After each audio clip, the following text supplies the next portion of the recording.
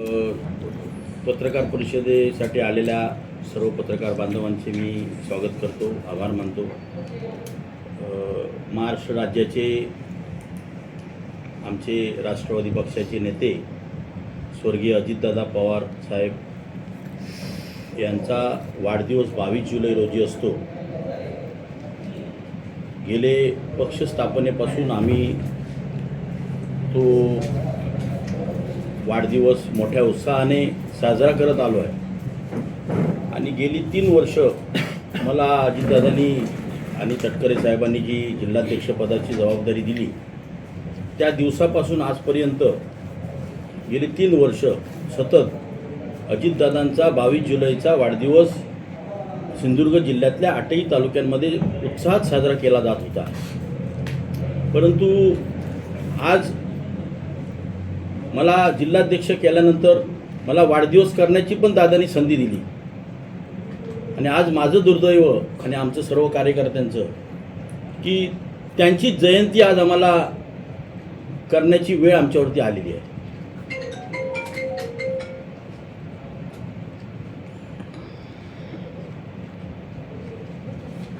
थोडंसं वाईटही वाटतं की ज्या माणसाने आम्हाला उभं केलं, आम्हाला पावलोपावली ताकद दिली, त्या माणसाचा वाढदिवसही साजरा करण्याची वेळ आमच्यावर आली आणि आज जयंतीसुद्धा साजरी म्हणजे जयंतीचा कार्यक्रम करण्याची वेळ आमच्यावर आली आहे. परंतु आम्ही कुठच्याही परिस्थितीत न डगमगता मी म्हणा, आमचे कार्यकर्ते म्हणा, राष्ट्रवादी पक्ष कसा ताकदवार होईल किंवा आदरणीय आमच्या वहिनी राष्ट्रीय अध्यक्षा सुनेत्रा वहिनी तटकरे साहेब पार्थदादा यांना कशी ताकद मिळेल ह्या दृष्टिकोनातून आम्ही आज मी म्हणा, माझे पदाधिकारी म्हणा, कार्यकर्ते म्हणा, आम्ही त्या पद्धतीने काम करत आहोत. ज्यावेळी मला तोपर्यंत मी या पदावर असेल दादा, तोपर्यंत आपला पक्ष कुठल्याही प्रकारे कलंकित होणार नाही याची जबाबदारी माझी राहील. त्या पद्धतीने गेली 3 वर्ष निष्कलंकपणे हा पक्ष आम्ही चालवत आलो आहे आणि ह्याच्या पुढेही त्या पद्धतीनेच आमच्या पक्षाची वाटचाल राहील. परंतु आज आमच्यातून दादा 28 जानेवारीला निघून गेले. आमच्यावरती फार मोठा प्रसंग आला. त्या प्रसंगातही न डगमगता आमच्या सुनेत्रा काकी आहेत, त्यांनी भरभक्कमपणे त्या दुःखातून बाहेर पडत राष्ट्रीय अध्यक्षपदाची जबाबदारी घेतली. तटकरे साहेबांनी प्रदेशाध्यक्षपद आहेत, त्याचप्रमाणे पार्थदादांनी सुद्धा मला पर्सनली 2-3 वेळा फोन करून सांगितलं की तू घाबरू नकोस, आम्ही सर्व तुमच्या पाठीशी आहोत. ही सर्व ताकद असताना आज आमची पण तेवढीच जबाबदारी आहे की दादांसाठी आपण काहीतरी केलं पाहिजे. त्याचवेळी त्यांना ही भावपूर्ण श्रद्धांजली होईल. त्यासाठी तटकरे साहेबांच्या सूचनेनुसार पूर्ण राज्यातील 35 जिल्ह्यांमध्ये दादांची जयंती साजरी करण्याचा कार्यक्रम आम्हाला पाठवण्यात आला व त्यानंतर महाराष्ट्र शासनाने ही जयंती शासकीय जाहीर केली व ती सर्व शासकीय निमशासकीय कार्यालयांमध्ये जयंती कार्यक्रम व्हावेत अशी अधिसूचना काढण्यात आली. म्हणजे आज अजितदादांनी केलेल्या कार्याचं हे फळ आम्हाला मिळालेलं आहे. अजितदादांनी अनेक घटकांपर्यंत जाऊन काम केलेलं आहे. फुले शाहू आंबेडकरची विचारसरणी दादांनी पूर्ण राज्यात आपली ताकद ठेवलेली आहे. त्या हिशोबाने तटकरे साहेबांच्या सूचनेप्रमाणे 22 जुलै ते 28 जुलै हा जनसेवा सप्ताह म्हणून आपण राष्ट्रवादी पक्षातर्फे साजरा करणार आहोत. त्यासाठी आरोग्यविषयक कार्यक्रम, त्यात आरोग्य तपासणी असेल, त्यात रक्तदान शिबिर असेल, महिलांसाठी मार्गदर्शन शिबिर असेल, कॅन्सरच्या बाबतीत आरोग्य तपासणी शिबिर असेल, त्याचप्रमाणे पर्यावरणाच्या दृष्टिकोनातून दादांची एक कायम ओढ होती, ती सुद्धा वृक्षारोपण म्हणजे बारामतीसारख्या ठिकाणी त्यांनी हरित पट्टा निर्माण केला आहे. त्या हिशोबातून मी तर गेली 30 वर्ष माझ्या पद्धतीने पक्षस्थापनेपासून दादांच्या वाढदिवसाला जे का असेल ते कार्यक्रम घेत आलो आहे. परंतु गेली 3 वर्ष दादांच्या 22 जुलैच्या वाढदिवसानिमित्त मी 5,000 ते 10,000 काजू कलमांचं वाटप मी दरवर्षी करतो. हे तुम्हा पत्रकार बांधवांना सगळ्यांना ज्ञात आहे. त्याच पद्धतीने ह्या जिल्ह्यात 10,000 काजू कलमांचं वाटप आपण राष्ट्रवादी पक्षातर्फे करणार आहोत.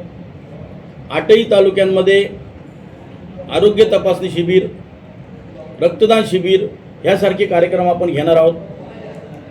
त्याचबरोबर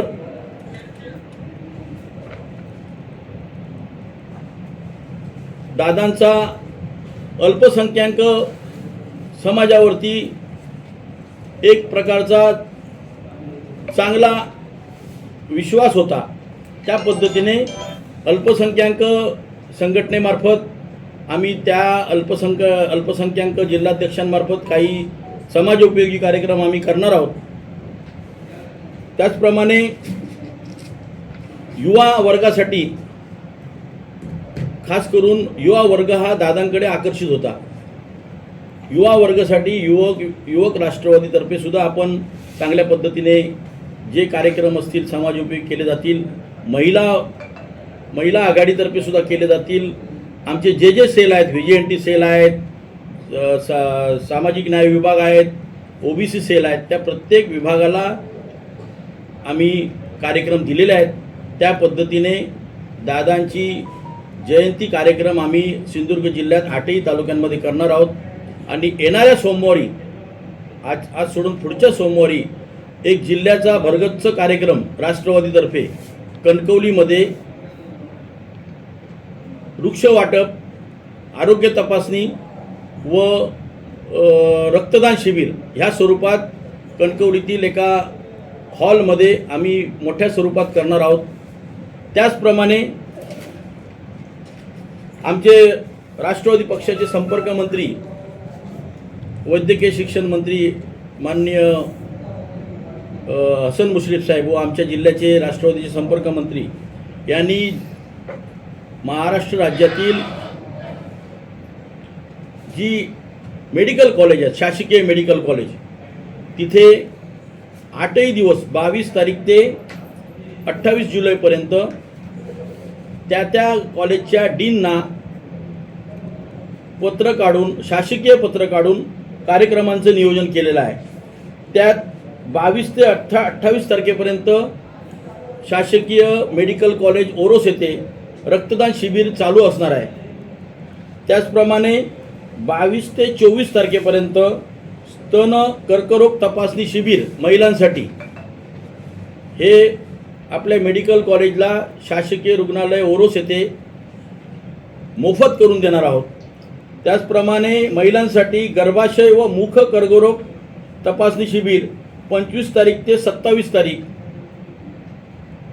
त्याचप्रमाणे बोन मिनरल डेन्सिटी BMD तपासणी शिबिर 22 तारीख ते 24 तारीख व नेत्र तपासणी व शस्त्रक्रिया शिबिर 22 तारीख ते 25 तारीख असे 5 टप्प्यांमध्ये या जिल्ह्यातील जनतेसाठी मोफत शासकीय मेडिकल कॉलेज येथे आपल्या शासनामार्फत केलं जाणार आहे. तर याचा लाभ या सिंधुदुर्ग जिल्ह्यातील जनतेने व सर्वसामान्य लोकांनी घ्यावा. ही योजना करण्याचा एकच उद्देश की ह्या सर्व 5ही टप्प्यांमध्ये जनतेची सेवा करणे एवढाच एक उद्देश आहे. त्यामुळे मी सिंधुदुर्ग जिल्ह्यातील जनतेला आवाहन करतो की येणाऱ्या 8 दिवसात मेडिकल कॉलेज ओरोस, शासकीय रुग्णालय ओरोस येथे या पद्धतीचे कार्यक्रम आपण राष्ट्रवादी पक्ष व शासकीय रुग्णालयाचे डीन व आपल्या महायुतीतले तिन्ही पक्ष मिळून एकत्र आम्ही करणार आहोत. आणि याचं उद्घाटन 22 तारीखला पालकमंत्री साहेब नितेश राणे साहेब यांच्या हस्ते होणार आहे व ते उद्घाटन झाल्यानंतर सतत 8 दिवस हे कार्यक्रम चालू राहणार आहेत. तरी परत एकदा मी या सिंधुदुर्ग जिल्ह्यातील जनतेला आवाहन करतो की या सर्व तपासण्यांचा आपण फायदा करून घ्यावा, जेणेकरून तिथे औषधोपचार पण केले जातील, शस्त्रक्रिया पण करणार आहेत. त्यामुळे याचा लाभ घ्यावा एवढीच मी या सिंधुदुर्ग जिल्ह्यातील जनतेला मी विनंती करतो. त्याचप्रमाणे दादांचा वाढदिवस साजरा केला गेली 3 वर्ष. यावर्षी दुर्दैवाने आम्हाला जयंती कार्यक्रम करावा लागणार आहे. तरी पण आम्ही खचून न जाता दादांची जनतेची सेवा करण्याची जी काय ताकद होती तेच करण्याचं काम आम्ही ह्या पुढील काळात करणार आहोत. मी थोडासा भावनिक झालो, कारण काय आम्हाला त्यावेळी कळेना दादांचा अपघाती मृत्यू झाल्यानंतर की आम्ही काय करावं. परंतु आज आम्ही स्थिर आहोत. येणाऱ्या काळात लोकांची सेवा करण्यासाठी राष्ट्रवादी पक्ष सज्ज आहे एवढंच सांगतो आणि थांबतो. जय हिंद, जय महाराष्ट्र.